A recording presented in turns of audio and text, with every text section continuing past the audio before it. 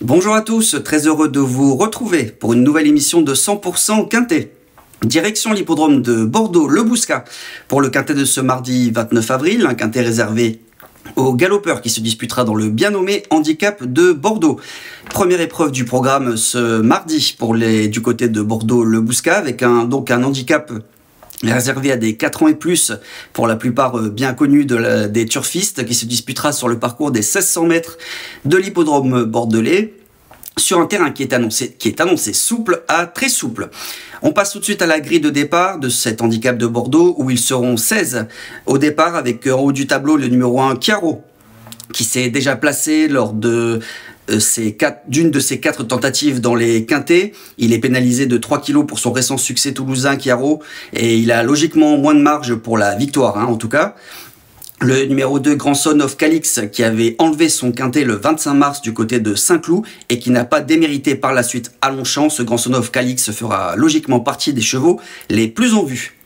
Le numéro 3, Étatique, il est le concurrent le plus titré à ce niveau, où il compte 3 succès. Il doit rassurer sur sa forme étatique, mais il est de mieux en mieux placé au poids. Attention à lui pour les places. Le numéro 4, Lost in Music, compte 3 échecs à ce niveau et reste toujours pris à une valeur élevée. Cela s'annonce compliqué. Le numéro 5, See the Dream, qui n'avait pas démérité lors de ses 2 essais à ce niveau, mais qui effectue une petite rentrée. C'est un outsider comme les autres, ce numéro 5, See the Dream. Le numéro 6, Nobleman, lui, est très performant dans sa catégorie. Il est très à l'aise sur les profils à main droite. Il vient de prouver sa forme dans un quintet cantilien. Il fera logiquement partie des chevaux les plus en vue, ce numéro 6, Nobleman. Le numéro 7, Rêve de Valarsa, et qui avait gagné cet hiver à Pau, s'est ensuite placé à 2 reprises dans des quintets sur le sable, à Deauville et à Chantilly. Attention à ce numéro 7, Rêve de Valarsa, pour son retour sur le gazon. Le numéro 8, Bellance, qui s'est bien comporté lors de ces 2 tentatives à ce niveau. Elle a déjà triomphé du côté de Bordeaux, cette Bellance. C'est une jument régulière, mais qui aura contre elle son mauvais numéro dans les stalles ce mardi. Le numéro 9, Souvenir d'Ecagel, avait fait l'arrivée d'un quintet sur le sable cantilien fin octobre. Il vient d'effectuer une rentrée honorable à Longchamp. Il fait office d'outsider, de second choix, ce Souvenir d'Ecagel à le coup, tout comme le numéro 10, Jugando, qui se montre décevant depuis son succès au mois de septembre. On passe au numéro 11, Maroon 6, qui compte 3 accessites dans les gros handicaps et qui vient d'échouer du minimum à l'arrivée d'un rendez-vous analogue du côté de Saint-Cloud. Très performant à Bordeaux, ce Maroon 6 fera partie des concurrents les plus en vue. Le numéro 12, Vicomte de Jodelet, qui avait gagné pour sa rentrée le mois dernier du côté de Chantilly. Il n'a pas démérité lors de sa sortie suivante dans un événement analogue. Il possède des références sur le gazon. Attention à Vicomte de Jodelet, tout comme au numéro 13, Dennis John, qui est un poulain très régulier dans la région, mais qui aura contre lui d'effectuer ses débuts dans les gros handicaps, ce qui n'est pas le cas du numéro 14, Prince of Clouds, qui compte 3 accessites à ce niveau et qui reste sur une bonne 3e place à Saint-Cloud. Dans le bas du tableau, 2 outsiders avec le numéro 15, Le Sage, qui effectue une rentrée et qui doit rassurer, et le numéro 16, Portusato, qui est de mieux en mieux placé au niveau de son poids, mais qui doit rassurer sur sa condition physique. Voilà pour la grille de départ de cet handicap de Bordeaux. Passons tout de suite à notre rubrique suivante, le papier.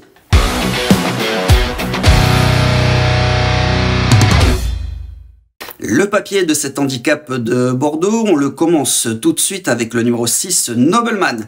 Alors Nobleman, c'est un concurrent qui n'a plus à faire ses preuves dans la catégorie des grands handicaps, où il compte une victoire et 3 places en 5 tentatives. Et on revoit tout de suite sa plus récente sortie à ce niveau. C'était le 27 mars dernier à Chantilly dans le prix Joker. Alors ce jour-là, Nobleman, comme on le voit sur ces images, casaque verte, il allait longtemps patienter dans le dernier tiers du peloton et il allait pouvoir trouver l'ouverture à mi-ligne droite, cette casaque verte de Nobleman, et on le voit, il allait donner un très joli coup de rein dans les 200 derniers mètres.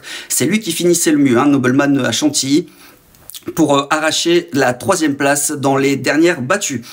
Il montrait donc sa grande condition actuelle et il prouvait qu'il était capable d'enlever un nouveau quintet cette année. Et ce sera pourquoi pas le cas dès ce mardi, puisque ce ne sera pas un souci de revenir sur le gazon pour Nobleman, qui se plaît particulièrement sur les profils corde à droite, comme nous le prouve cette fiche spéciale que nous vous proposons qui concerne sa réussite sur les profils corde à droite pour Nobleman.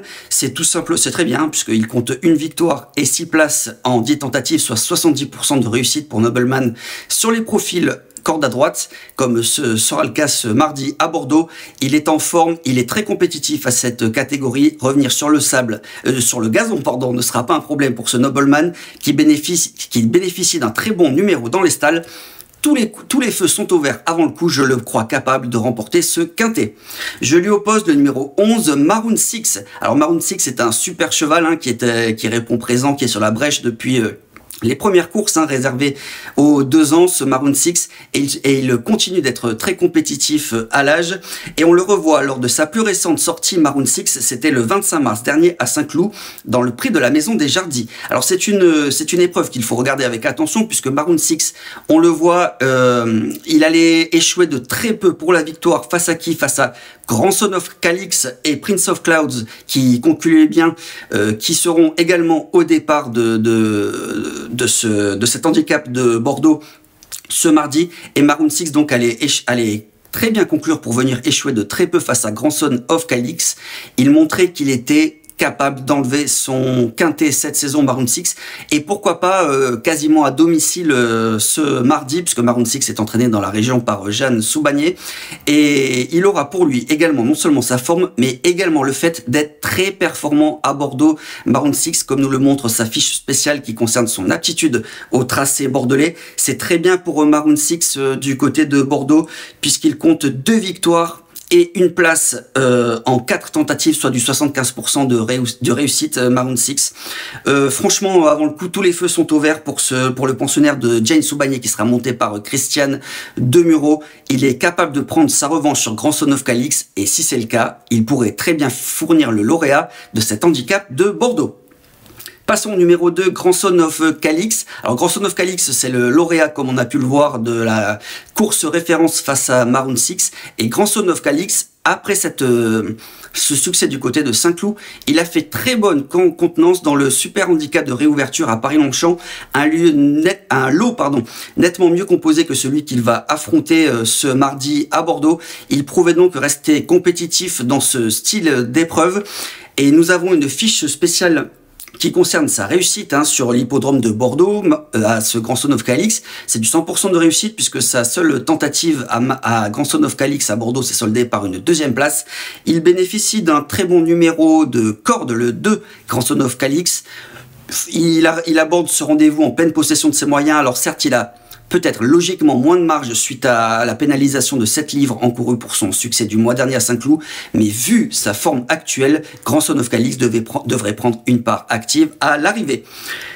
Tout comme, à mon sens, le numéro 14, Prince of Clouds, qui avait conclu 3e de la course référence du prix de la Maison des Jardis le mois dernier à Saint-Cloud. Il finissait très bien ce jour-là, il concluait à la 3e place, en finissant vraiment très vite hein, sur Grandson of Calix et sur Maroon 6. Il confirmait sa rentrée qui avait été très bonne auparavant.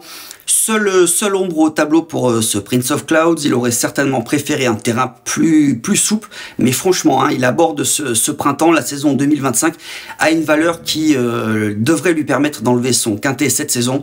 Et pourquoi pas, hein, dès ce mardi, du côté de Bordeaux, pour Prince of Clouds, le pensionnaire de Mauricio Del Sanchez, qui arrive affûté après 2 bonnes courses de remise en jambe en 2025.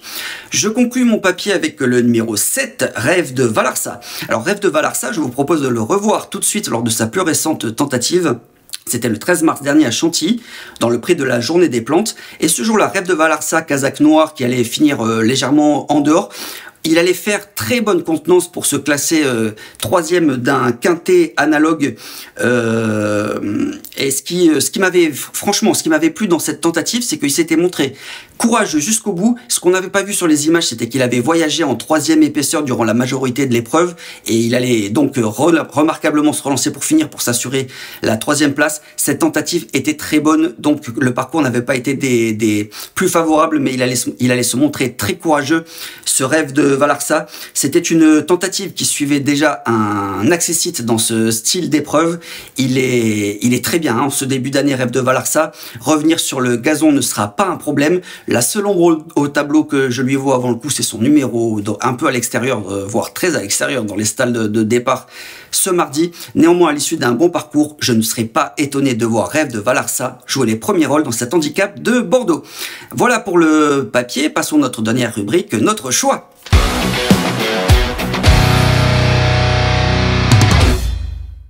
Notre choix pour le quintet de ce mardi 29 avril qui se dispute du côté de Bordeaux-Le Bouscat. J'ai placé en tête de ma sélection le numéro 6 Nobleman, je lui oppose le numéro 11 Maroon 6, le 2 Grandson of Calix, le 14 Prince of Clouds et le 7 Rêve de Valarsa. Pour conclure cette émission, nous vous proposons notre traditionnel conseil de jeu. Mon choix s'est porté sur le 503 Dreamliner. Dreamliner qui est un concurrent entraîné par Stéphane Vattel qui vient de faire très bonne contenance dans le prix La Force. Ses 2 sorties cette année au niveau Listed et donc au niveau groupe 3 à ce Dreamliner sont excellentes. Il redescend nettement de catégorie au départ de cette course à condition de Dreamliner. Il a signé son seul succès du côté de Bordeaux. Avant le coup, tous les feux sont ouverts pour Dreamliner qui devrait pouvoir renouer avec le succès ce mardi à Bordeaux. Voilà pour cette émission de 100% Quintet. Je vous invite à liker cette vidéo, à partager vos pronostics en commentaire. Je vous remercie de votre attention et vous dis à très vite pour une nouvelle émission de 100% Quintet.